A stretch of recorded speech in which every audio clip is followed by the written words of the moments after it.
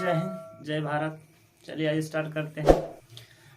इसके पहले वीडियो में हम लोग पढ़ चुके हैं पादप के बारे में, यानी पादप उत्तक जो होता है उसके बारे में हम लोग डिटेल्स पढ़ चुके हैं। आप जो हम लोग आज इस वीडियो में जो पढ़ेंगे वह एनिमल्स के बारे में पढ़ेंगे, ठीक है ना। जो जंतु के बारे में जो टिश्यू होता है उसके बारे में इस वीडियो में जानेंगे विस्तार से।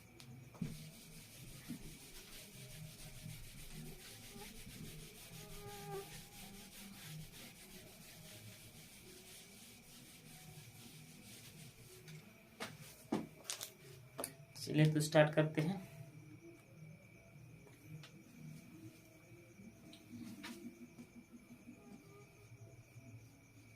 जंतु उत्तक क्या कहते हैं? जंतु उत्तक, इसको इंग्लिश में क्या कहते हैं? एनिमल, एनिमल्स टिश्यू, टिश्यूज, ठीक है ना। Animals tissue. सबसे पहले यह जानते हैं कि यह जो जंतु मतलब कि टिश्यू होता है, ये टिश्यू कहते किसको है, ठीक है ना। तो याद रखिएगा, एक समान कोशिका यानी एक समान कोशिका को हम क्या कहते हैं? उत्तक कहते हैं। एक समान कोशिका, एक समान कोशिका के समूह को हम क्या कहते हैं?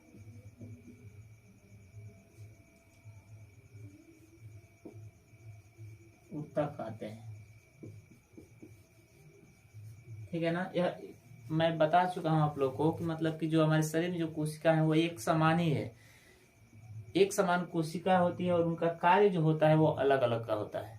वो अपने हिसाब से वो अपना अलग अलग कार्य करते हैं, लेकिन जो उनका जो कोशिका है वह एक ही समान की होती है। इसीलिए एक समान कोशिका के समूह को हम क्या कहते हैं?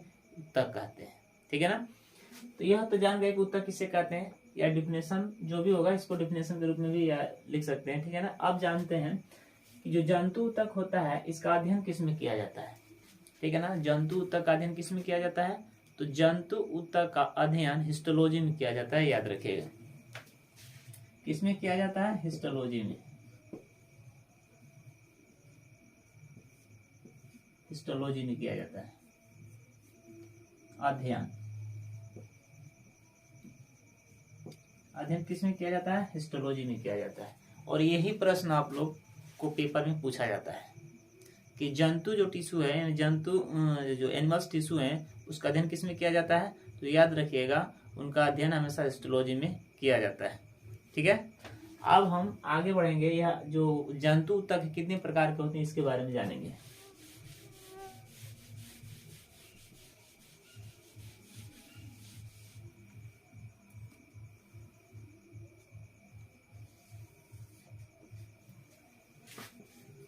तो बेसिकली जो जंतु उत्तक है कितने प्रकार के होते हैं? 4 प्रकार के होते हैं।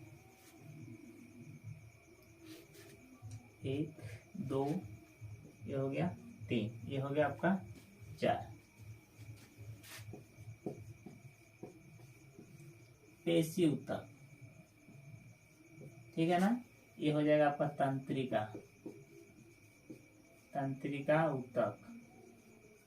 ये हो जाएगा आपका संयोजी उत्तक, संयोजी उत्तक। और ये हो जाएगा आपका उपकला,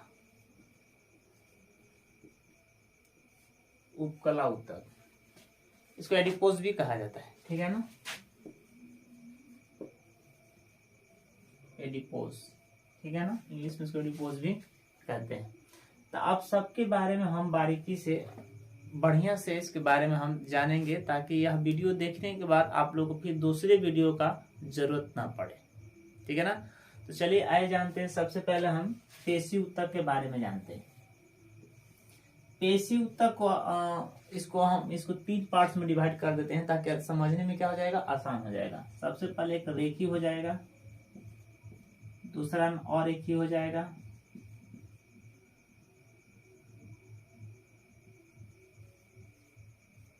ठीक है ना। और तीसरे में हो जाएगा आपका हृदय, ठीक है ना। अब हम जानते हैं विस्तार से।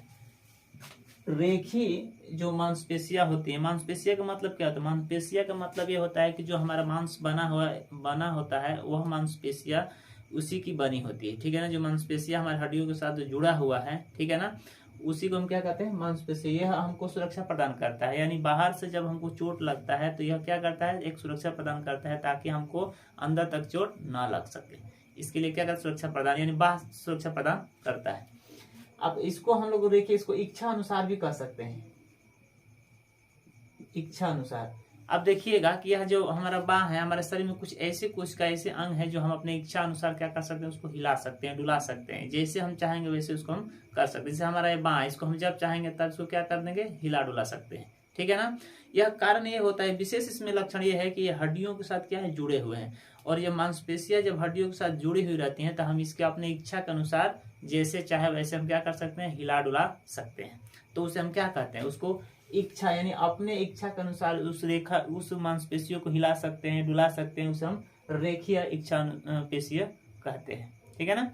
अब ये दूसरा है अइच्छा का होगा, क्योंकि इसमें अरेखीय होगा। हम वैसे मांसपेशियों के बारे में कहेंगे जो हम अपने हिसाब से इसको नहीं कर पाएंगे, यानी अपने हिसाब से इसको हिला डुला नहीं सकते हैं। जैसे आप लोग समझ मानिएगा, जो हमारा लीवर है, ठीक है ना, जो हम भोजन करते हैं, जो आहार नल है, या हमारा जो हृदय है, या हमारा जो किडनी है, जो फेफड़ा है, क्या हम उसको कहेंगे कि तुम अभी काम मत करो तो क्या करेगा?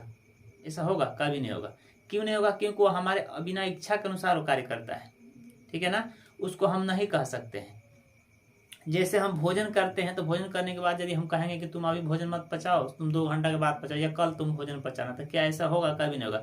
जैसे हम भोजन किए, वो अपना कार्य करना प्रारंभ कर दिए, तो हमारे इच्छा के मतलब बिना, वो हमारे बिना इच्छा को वो कार्य करता है, तो उसे हम बिना इच्छा पेशी हम मतलब कह सकते हैं। और एक पेशी उसको कहते हैं जो हमारे बिना इच्छा के अनुसार कार्य करता है।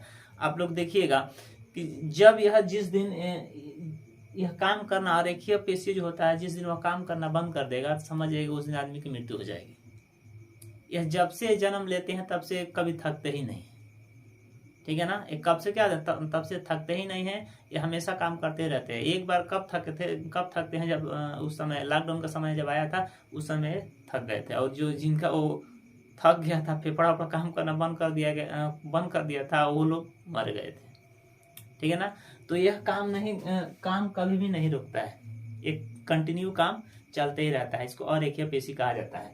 और एक बात याद रखिएगा, जो रेखीय होता है इसमें जो हमारे काम ज्यादा थकावट होती है, मानी ज्यादा हम इसको प्रयोग में कर लेते हैं, ज्यादा काम में इसको ले लेते हैं, तो देखिएगा ना उसमें एक थकावट सी महसूस होने लगती है। तो थकावट जो होती है हमारे शरीर में, इच्छा अनुसार यदि हम ज्यादा कार्य करते हैं तो उसी में थकावट होती है। और थकावट होने का कारण है लैक्टो एसिड के कारण ही हमारे शरीरों में क्या होती है, थकावट होती है। तो याद रखिएगा किसकी वजह से, लैक्टो एसिड के कारण हमारे शरीर में क्या होता है, थकावट उत्पन्न होता है, ठीक है ना। तो रेखीय हम समझ गए, और रेखीय समझ गए। रेखीय में वह जो मतलब हम बिना इच्छा के अनुसार कार्य करें, ठीक है ना। फेफड़ा, दिल, लीवर, ये सब क्या, आहार नाल जितना है सब क्या है, बिना इच्छा के अनुसार काम करते। 24 घंटा काम करता रहता है, एक कभी थकने का नाम नहीं लेता है। इसी का बना हुआ एक हृदय जो जिसको दिल बोला जाता है, जो हृदय बना होता है, इसी और रेखीय का ही बना होता है, ठीक है ना। वो कभी रुकता नहीं, वो काम करते ही रहता है। जिसका वो दिल जिस रुक गया, समझिए वो व्यक्ति खत्म हो गया, ठीक है ना। तो ये है आपका पेशीय ऊतक। तो तीनों मिला करके ये क्या बना, पेशीय ऊतक बना। रेखीय और हृदय, ये तीनों मिला करके क्या बना, पेशीय ऊतक बना, ठीक है ना। अब हम जानेंगे, पेशीय ऊतक तो कंप्लीट हो गया। अब हम जानते हैं तंत्रिका ऊतक के बारे में। तंत्रिका का सबसे महत्वपूर्ण एग्जाम्पल ब्रेन है, दिमाग, ठीक है ना, दिमाग। ये जो जितना हमारे इधर मतलब ब्रेन से बना है ना, ये सब किसका, तंत्रिका कोशिका का ही बना हुआ है। तंत्रिका ऊतक से मिलकर ये सब क्या, जितना ब्रेन बना है सब बना है। और इसके बारे में समझना बहुत कठिन होता है, क्योंकि इसमें इतना वायर होता है ना कि सब वायर एक कहीं से टूट जाएगा तो समझिएगा जोड़ना तो मुश्किल हो जाएगा, ठीक है ना।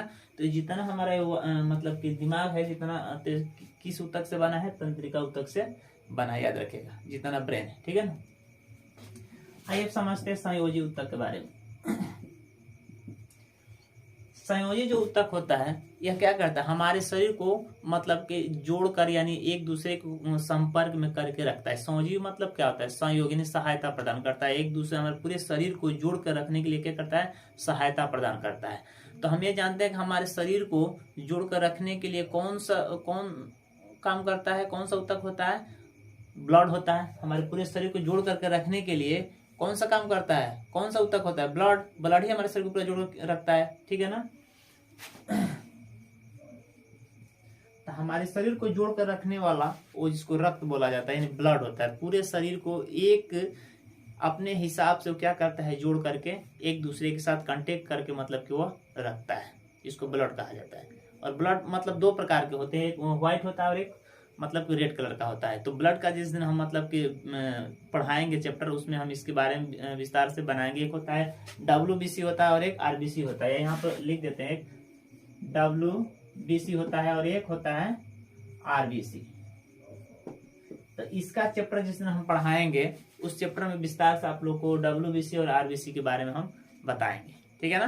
तो अभी बस इतना ही जान लीजिए कि जो ब्लड होता है वो दो कलर का होता है, एक सफेद होता है और एक रेड कलर का होता है। तो पहला हो गया जो संयोजी ऊतक होता है, उसमें पहला जो इसका प्रकार जो पहला भाग है जो पूरा कनेक्ट करके रखता है शरीर को, इन बॉडी को, वो कौन सा होता है, ब्लड होता है। ये रक्तहीन होते हैं, रक्त प्रदान करता है रेड कलर का। उसी में एक होता है रक्त, जो रक्त होता है उसको एक पीला कलर का, मतलब कि देखिएगा रक्त के बीच में जब वो मतलब क्या ऑक्सीजन के साथ जब प्रवाह करता है तो उस समय एक ब्लड के साथ में एक पीला कलर का ब्लड भी मिलता है, ठीक है ना, जिसको हम क्या कहते हैं, लाइन में लिम्फ या लाइन कहते हैं, ठीक है ना, लिम्फ या लाइन भी कहते हैं, ठीक है ना। इसका मतलब एक पीला कलर का होता है। तो उसी के साथ क्या करता है, सर्कुलेशन, मतलब उसके साथ ही क्या करता है, गति करता है, ठीक है ना। उसके बाद में जो आता है उसमें बोन आता है, बोन समझते हैं, बोन्स, ये जो हड्डी होती है, ठीक है ना, जो हड्डी होती है उसको क्या करता है, मजबूत करता है, मजबूत करता है, उसको सुरक्षा प्रदान करता है और उसको बाहर वाले परेशानियों से लड़ने के लिए मजबूती प्रदान करता है। और वह क्या करता है, एक दूसरे को कनेक्ट करके रखने में सहायता प्रदान करता है, ठीक है ना। खाली हमारे शरीर में ब्लड ही मतलब कनेक्ट करके रखता है, क्योंकि सबसे जो हमारे शरीर को संयोजित करके रखने वाला सबसे जो महत्वपूर्ण भाग कौन सा है, ब्लड ही है। लेकिन उसके साथ कार्य और भी करते हैं, जैसे बोन्स है, ठीक है ना। ये हमारी हड्डी को क्या करते हैं, मजबूत प्रदान करता है। देखिएगा हाथ जो है, पैर है, इन सब की हड्डियां क्या मजबूत होती हैं। तो इन सब के हड्डियों को मजबूत करने का कार्य कौन करता है, बोन्स यानी ब्लड ही काम करते हैं, यानी संयोजी ऊतक काम करते हैं, ठीक है ना। इसमें और एक आता है कार्टिलेज होता है, ठीक है ना। कार्टिलेज होता है जो नरम हड्डी के नाम से जानते हैं, नरम हड्डी। यह कहाँ पाया जाता है, जैसे उस भाग पर यह पाया जाता है जहां पे इसको हम मोड़ सकते हैं। जैसे यह कान है, आप लोग देख रहे हैं कान, तो इस हड्डी को हम चाहेंगे तो इस तरह का मोड़ सकते हैं, मुड़ गया ना। चाहे नाक है, इसको हम जैसे चाहेंगे वैसे मोड़ सकते हैं, ठीक है ना। लेकिन क्या इसी हम हाथ को जैसे चाहेंगे वैसे मोड़ सकते हैं, नहीं ना। तो यह उस जगह को क्या करता है, मजबूत करता है। कार्टिलेज जो होता है, इसको इंग्लिश में कार्टिलेज कहते हैं और हिंदी में नरम हड्डी। और ये बोन्स इन हड्डी को क्या करता है, मजबूत करता है। इस हड्डी को मजबूत करता है और ये उस भाग वाले को हड्डी को मजबूत करता है जहाँ पे नरम हड्डियां होती, उसको क्या करता है, मजबूत करता है। तो इस प्रकार के ये सभी मिल करके संयोजी ऊतक का कार्य संपूर्ण करते हैं, हमारे शरीर को पूरा कनेक्ट करके और जोड़ करके एक साथ चलाते हैं। इन सब का इसमें अहम भूमिका होती है। ब्लड होते हैं, लाइम्फिंग होते हैं, बोन्स और कार्टिलेज होते हैं जो शरीर को पूरा कनेक्ट करके रखते हैं। आइए अब समझते हैं उपकला। ये सबसे ज्यादा महत्वपूर्ण है, क्योंकि इसको थोड़ा आप लोग ध्यान से समझिएगा, क्योंकि इसी में से प्रश्न ज्यादा उठाए जाते हैं। बाकी ये तो बहुत कम, मतलब कि ज्यादा इंपॉर्टेंट नहीं थे, लेकिन अभी जो मैं बताने वाला हूँ ये सबसे ज्यादा इंपॉर्टेंट है। तो इस चीज को मैं हटा रहा हूँ क्योंकि ये इधर में जगह बहुत कम हो जाएगा, इसीलिए इसको यहाँ पर मैं लिख रहा हूँ।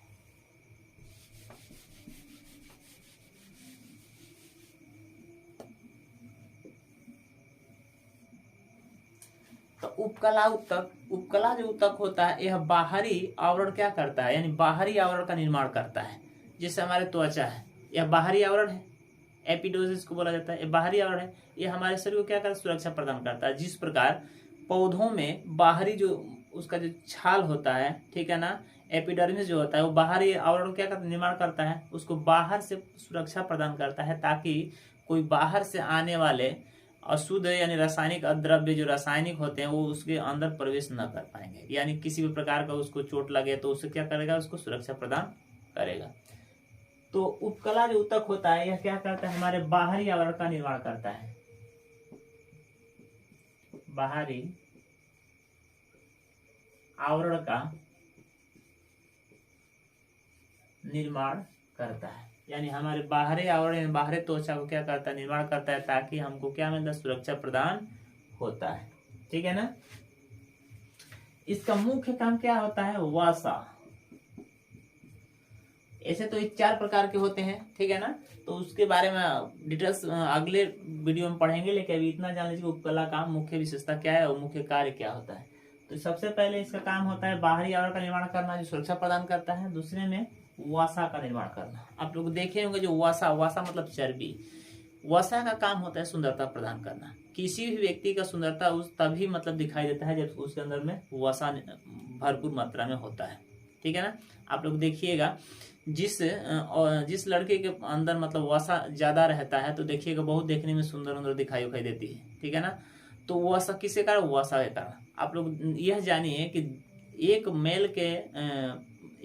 फीमेल में एक मेल के प्रति 20% वसा सबसे ज्यादा पाए जाते हैं। 20% क्या होता है, फीमेल में अधिक पाया जाता है और मेल में क्या होता है 20% लेस पाया, यानी 20% कम पाया जाता है। तो फीमेल में मेल के प्रति 20% अधिक क्यों रहता है, क्योंकि उनमें ऐसे रहता है कि देखिए उनको कभी ठंडा ना नहीं लगता है। आप लोग देखिएगा ना, ब्याह शादी में जब औरतें जाती हैं तो देखिएगा कि खूब मतलब के जो उसका पति होगा वो खूब बढ़िया से स्वेटर वोटर जैकेट वगैरह पहन कर मुफलर खूब बढ़िया से बांध उनके एकदम ठीक ठाक रहेगा, तभी वो देखिएगा वो ऐसे मतलब कि कुर्ते रहेगा, तभी उसको ठंडा लगता रहेगा। लेकिन और उसी का औरत दूसरे और देखिएगा जो उसकी औरत है वो पूरा एकदम क्या करेगी, कुछ भी नहीं पहनेगी, स्वेटर तो कुछ भी नहीं, ना जैकेट कुछ नहीं, बस एक साड़ी पहन लेगी और साड़ी पहनने के बाद क्या करेगी कि वह पूरा एकदम ऐसे पल्ला को रख करके और पूरा एकदम चारों तरफ ऐसे चलेगी। उसको क्या ठंडा नहीं लगता है, ठंडा उसको इसलिए नहीं लगता क्योंकि 20% जो फैट होता है, जो 20% वसा होता है उन लोगों में ज्यादा होती है। ठीक है ना। और 20% हम लोगों में कम होता है। तो इसी कारण क्या जो 20% ज्यादा होता है फीमेल में, उनमें सुंदरता अधिक होती है और इसका वसा का काम ही है क्या, सुंदरता प्रदान करना। ठीक है ना।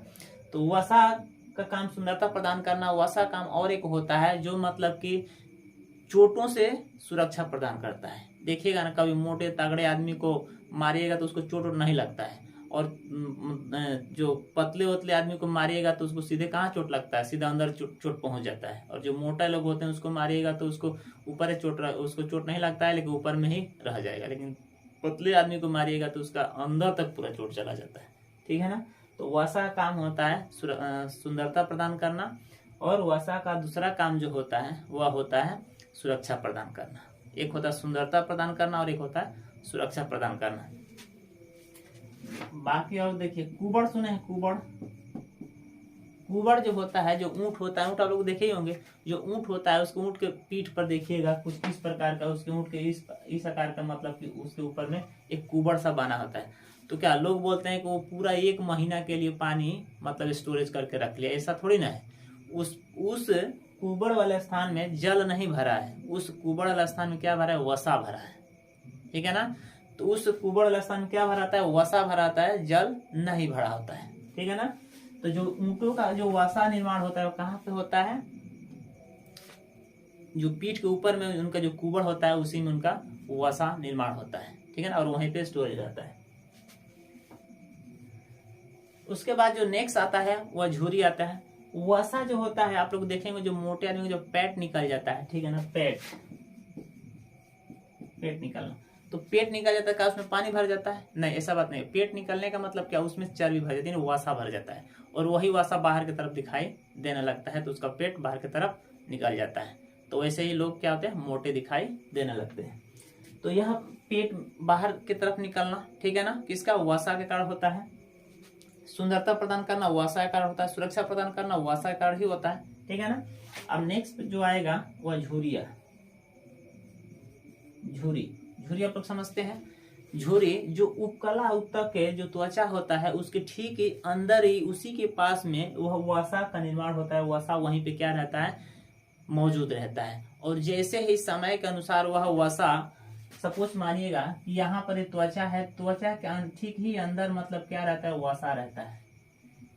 और जैसे ही वसा ये धीरे धीरे उम्र के हिसाब से कम होने लगता है, तो वैसे वैसे क्या होने लगता है, ये जो त्वचा है, यह त्वचा अब अंदर के तरफ सिकुड़ने लगता है और ऊपर के तरफ से मतलब कि मुरझाने, सिकुड़ने लगेगा तो ऊपर से कैसे दिखाई देता है, सिकुड़ना जैसे ही दिखाई देने लगता है, तो अंदर की तरफ दबेगा तो ऊपर से सिकुड़ना प्रारंभ हो जाएगा।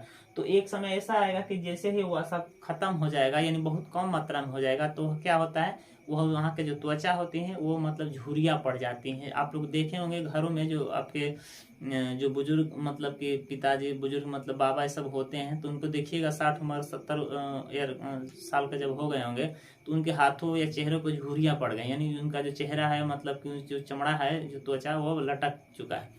तो कहने का मतलब यह है कि वही उसी को झुर्रियाँ बोला जाता है। उनके जो त्वचा के अंदर के, त्वचा के पास के जो वसा होता है वो क्या होता है, खत्म हो जाता है।